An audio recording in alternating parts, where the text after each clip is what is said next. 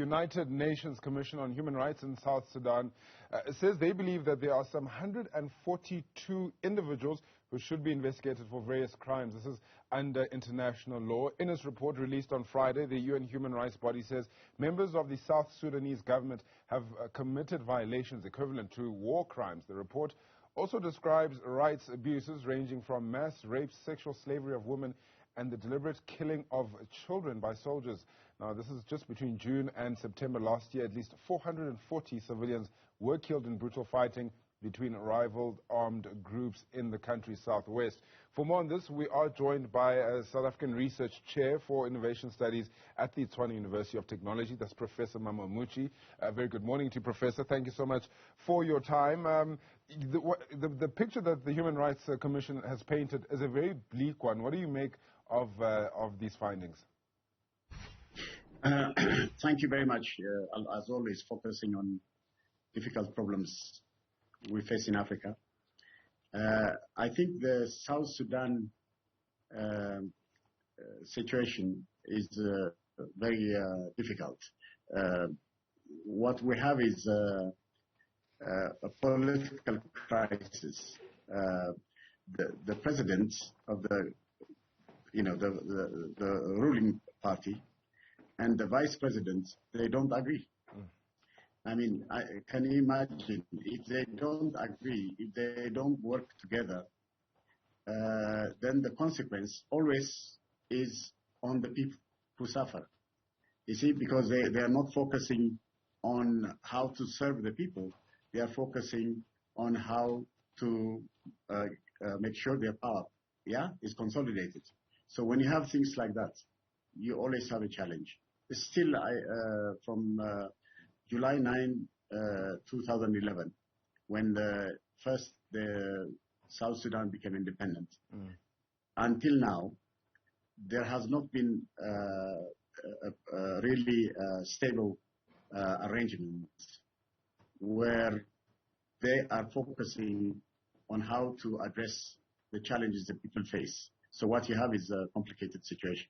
So this human rights violation, I mean, what you hear is incredible. The number of people that are affected, the number of people that also in the farming area that they are not farming properly. In many areas, when I read about it, it is scary how many people are actually in a very, very difficult situation. So the question now is also how external actors also interfere. I hear also that there are some military from outside. Even the U.S. has some military presence there. And so you have a complicated situation. And also the Northern Sudan must also always, because of the division, they can also be involved in a situation where the stability of the South Sudan is not delivered. So we have a crisis situation. What you are seeing from that crisis is the current, what you're now hearing, the 140. It's not just 142. Something like, I heard over 8 million people in South Sudan are in a difficult situation. This includes children, it includes even farmers, and all the people are in a very tough situation. That's what I have been able to notice and feel very sad that this situation is taking place. The other critical problem also is the ethnic division also. In other words, when they seek power, they also want to do it based on ethnicity, not on the human rights. All right, respecting the human rights of all. So even that value, you see, that approach, that kind of political behavior, you see, is not good. I mean, this is the kind of thing that continues. It's not just this happening in South Sudan, but in many places in Africa, we still have these difficult challenges. How we can get out of it from this difficult circumstance to come out to make sure that we respect the humanity, the human rights of African as citizens, rather than saying that they belong to this ethnic group, that ethnic group, to this religion, to that religion.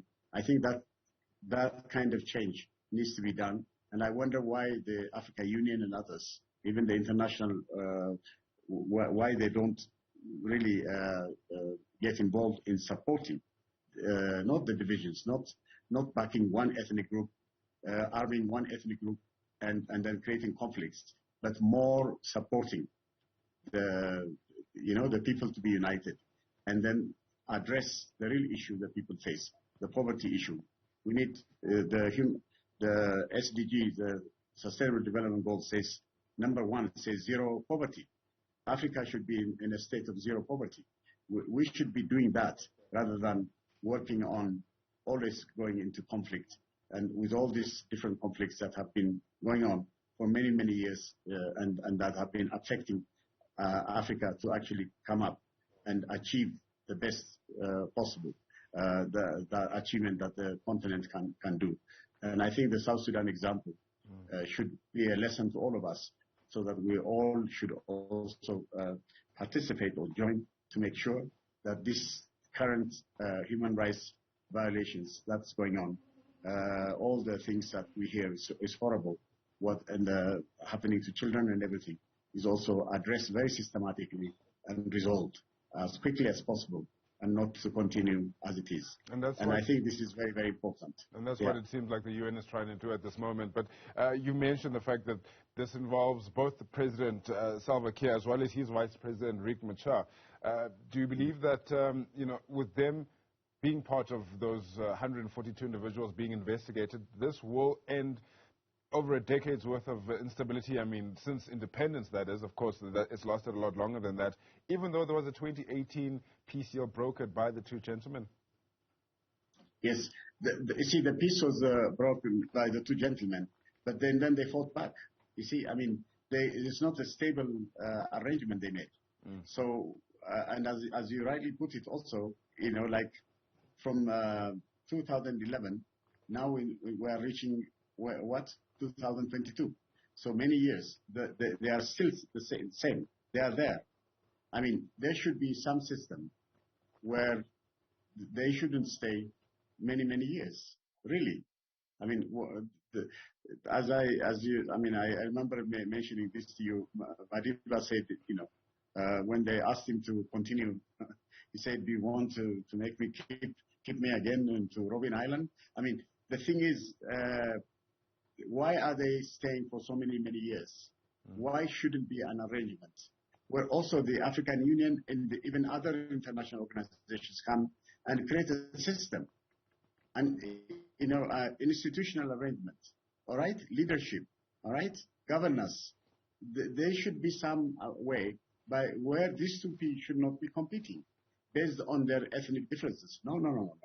They should by now be resolved. As you rightly said, because of a number of, so many people have died and so many conflicts, even wars have been done, they should also be investigated now. I mean, they have to. Not just human rights, the whole process, why they went into this process and why they created this calamity on South Sudan, all the wars and everything.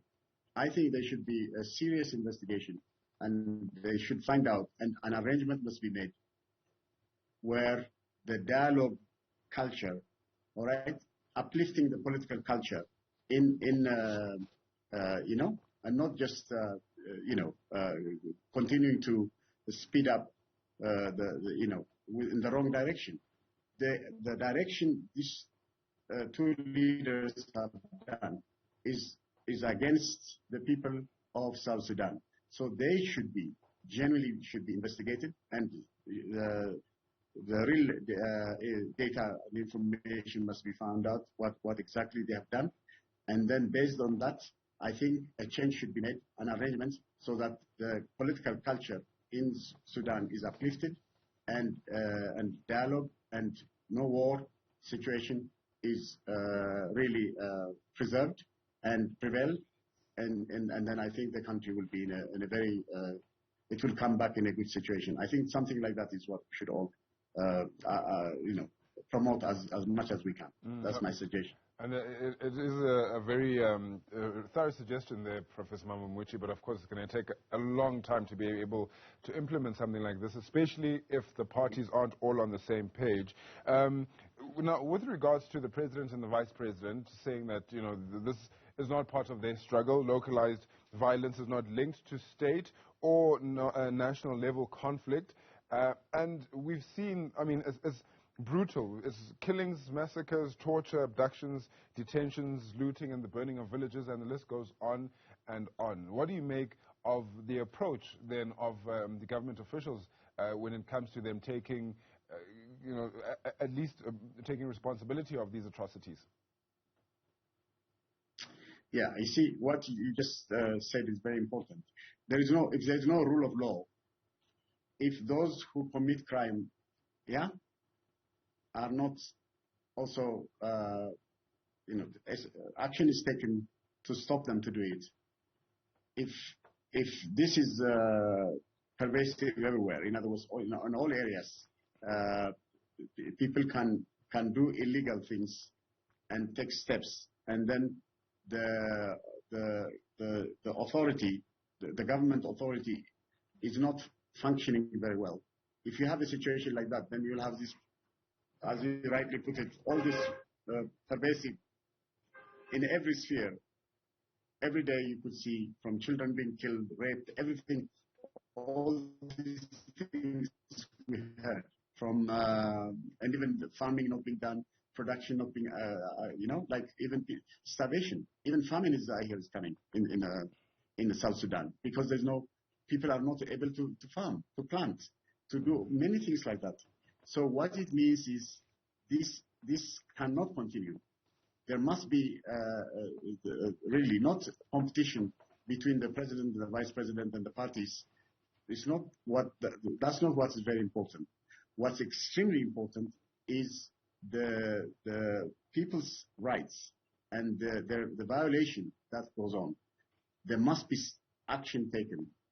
All right, and even internationally, when these things are happening, we say human rights, and we report the criminal things activity done. But we should be also thinking in all these international human rights and all these organizations must also take steps to make sure that these violations do not continue. Something like that is what we need. We need concerted effort, both internationally, even locally, as well as within Africa also. Our African Union should be very active also when something like this happens in any other country, not just in South Sudan. If it happens in Cameroon, Chad, Central African Republic, we have so many conflicts. We have situations also in Ethiopia, all these places, and Somalia, all these areas. The conflict area is everywhere, you see. Even some of the countries that, like South Africa, they should be also example, because we went through a very difficult time, but you managed something. Still, with all the problems South Africa has, still we don't have these major difficulties that you see elsewhere. So maybe even some of these important countries in Africa, they should also be engaged and not just let this thing go on as it is. If it continues as it's going on, trust me, lots of chaos will happen. It will not just stay in South Sudan. It will also affect the neighbors. Now, what is happening, what I hear is, it's not only the people in South Sudan that are affected. Even refugees that have come to South Sudan, they are also in a difficult situation now. You see, the people that have come, in all African countries, we have also refugees that come from different African countries. And then what often happens is, they too also are in trouble. So what we are having is a very, very complicated situation, and which must be addressed, and a systematic way must be done to make sure that this current crisis is not going to escalate to a point where it really makes the people genuinely really suffer more, and a lot of them dying and everything like that. That has to be stopped. That's my suggestion.